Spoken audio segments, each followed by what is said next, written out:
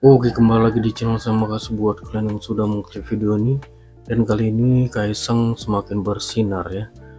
Dan kali ini juga ada kabar Pak Anies ditinggal oleh alumni PA21. Wah, gimana menurut kalian ya? Kita lihat gimana videonya. Sebelum kita ke videonya, bantu subscribe buat channel saya belum subscribe. Tidak tunggu lama, kita ke videonya langsung. Let's go. Kok tiba-tiba Anies ini tiba-tiba dengan vulgar seolah-olah sudah memutuskan dukungannya kepada Pramono. Pertanyaan yang menggelitik bagi saya, loh, pertarungan dulu setahu saya Anies itu berdiri, berjuang bersama kita, itu bukan perjuangan politik ansih, ya kan? Tapi berangkat dan berdiri dan besar dari perjuangan yang membawa ideologi. Tentang pilihan ideologisnya dia benar. Setuju. Maka itulah yang saya sesalkan, yang mengejutkan saya. Kenapa Anies kok bergeser dari ideologis kok malah menjadi ikut-ikutan dalam pertarungan yang istilahnya sifatnya politik angsi gitu aja. Kalau ini soal Anies ini, kartu Anies ini dikira suhu ternyata cukup. Pemilihnya Anies itu memang notabene adalah Islam politik gitu loh.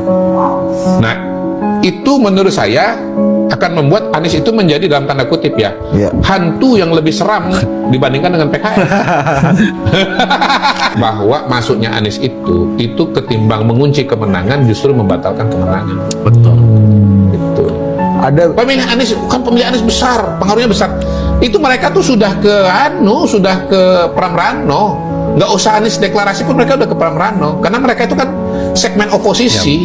Iya, karena Mereka melihat bahwa ada Jokowi di Ridwan Kamil. Iya, dari awal juga udah tahu bahwa Ridwan Kamil itu bagian dari Prabowo dan bagian dari Jokowi. Mereka udah nggak ke situ.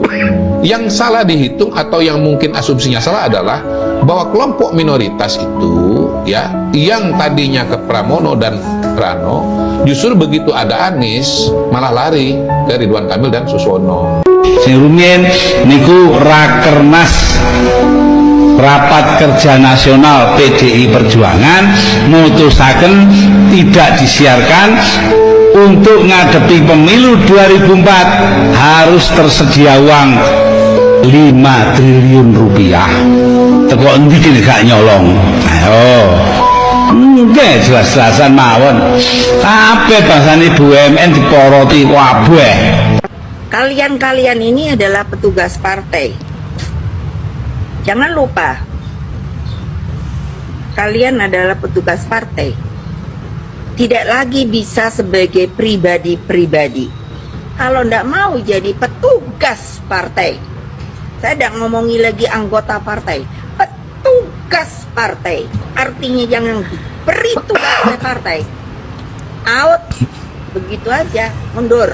Padahal di parlemen sudah sepakat siapa yang melakukan korupsi di era pandemik hukumannya mati. Tapi akhirnya Ibu Megawati interupsi, jangan dihukum mati. Kalau dihukum mati kaderku habis semua. Nah itu. Kenapa? Mayoritas wali kota, bupati, dan pejabat yang tersangkut korupsi yaitu dari PDIP, itu ranking 1. Nah kalau dijebloskan atau dihukum mati semua ya habis itu kader-kader PDIP. Nah itu seperti itu. Bara yang kebetulan bendaharanya PDIP itu kalau di koran cuma 25 triliun, tapi Pak Novel Baswedan yang penyidik senior KPK menyatakan itu yang dirampok sama Menteri Sosial Pak Juliari Batubara itu 100 triliun di era pandemik. Anies Baswedan dukung Pramono Rano di Jakarta. Ya. Tapi menurut gue nggak ngaruh sih, ya nggak? Karena apa? Suara Pak Anies itu waktu Pilpres aja cuma 24%. Itu juga udah dipotong sekarang sama PKB, Nasdem, dan PKS. Ya mungkin ya kira-kira nih menurut perhitungan gue nggak nyampe 5% suara Pak Anies itu ya. Loyalis Pak Anies itu di Jakarta. Jadi ya nggak ngaruh sih ya. Yang pasti ya justru ini sebenarnya memperlihatkan sosok Anies yang oportunis banget. Kalian paham kan? Secara kan ya, kemarin kan digaung-gaungkan Anies akan diusung PDIP, ya kan? Kemudian anak wabah itu udah riang gembira menyambut itu, ya kan? Abahnya maju, ya kan? Untuk menjadi cagup lagi. Ternyata di PHP sama PDIP, ya kan? Terus sekarang tiba-tiba jadi mendukung aja nih Pramono sama Rano, ya kan, tanpa ada jabatan atau apapun. Ya menurut gue sih ya, ini anak wabah nih harus concern gitu ya, bahwa ternyata Pak Anies itu nggak seidealis yang kalian kira. Tetap aja dia politisi yang oportunis, ya kan? Berarti ini memverifikasi sifat dan karakter dari Pak Anies Baswedan. Justru dukungan Pak Anies itu, ya kan, memperlihatkan bahwa dia tidak konsisten di jalan perubahan. Kemarin kan ada deklarasi Partai Perubahan katanya, tapi dari jubirnya Anies bilang, oh Pak Anies tidak terafiliasi dengan Partai Perubahan. Padahal jelas-jelas Partai Perubahan itu ingin mengusung Pak Anies di 2029 jadi presiden, capres gitu kan. Tapi Pak Aniesnya sendiri menolak gitu kan, enggak mengakui gitu kan. Jadi kayak mana lah nih Pak Anies ini ya? Padahal saya tuh support banget loh Pak Anies tuh bikin partai sendiri. Jadi nggak dompleng sana dompleng sini, nggak jadi kutu loncat Pak Anies, ya kan? Jadi biar fair kita bermain nanti di 2029 Pak Anies punya partai, ya kan? Ada yang mengusung. Nah jadi sekarang sih ya, gue mempertanyakan nih anak-anak wabah nih, sekarang kemana kalian akan berlabuh? Aduh, kasihan deh lo, kalau kata anak zaman dulu nih ya, cucian deh lo. Salam waras.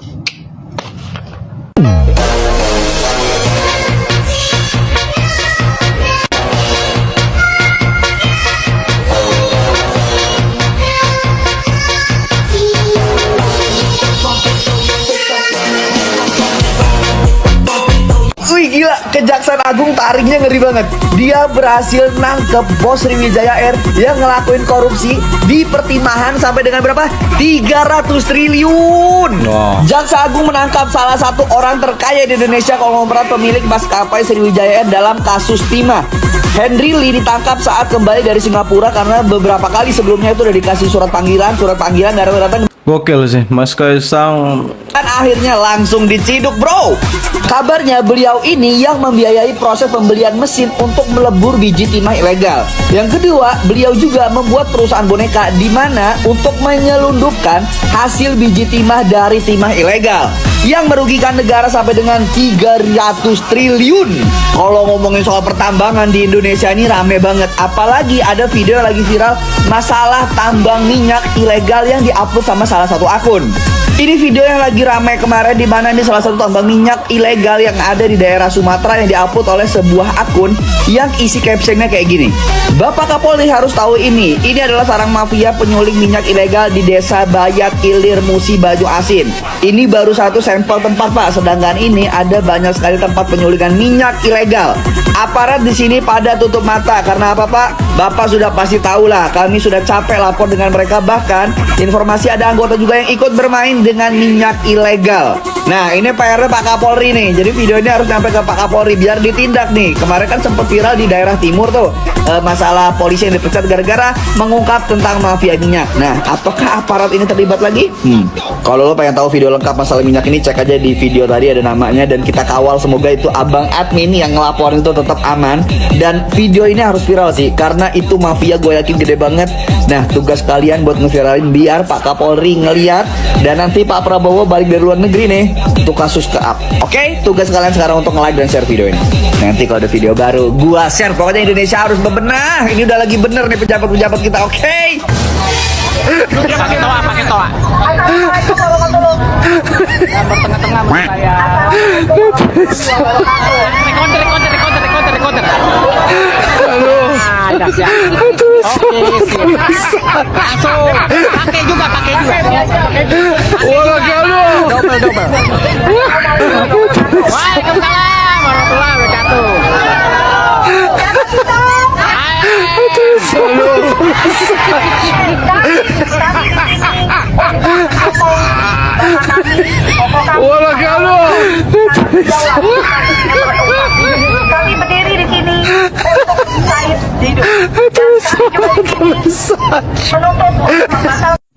Saya kenapa nggak mau terlibat terlalu banyak dikit-dikit demo.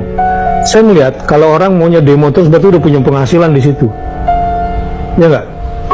Kalau orang sudah sering mengerjakan sesuatu dan lama hanya di situ mainnya berarti punya penghasilan dia di situ. Ya sesekali oke lah untuk sesuatu yang besar. Tapi kalau dikit-dikit demo berarti ada penghasilan ini di sini. Nah kasihan dong yang nggak punya penghasilan dari situ diajak demo mulu. Sebenarnya ini bukan 2016 bro. Ya di WA ngamuk-ngamuknya masih cara 2016. Ya gampang lah kita dipengaruhi. Tapi saya tidak ingin mengorbankan Indonesia yang sudah bagus ini.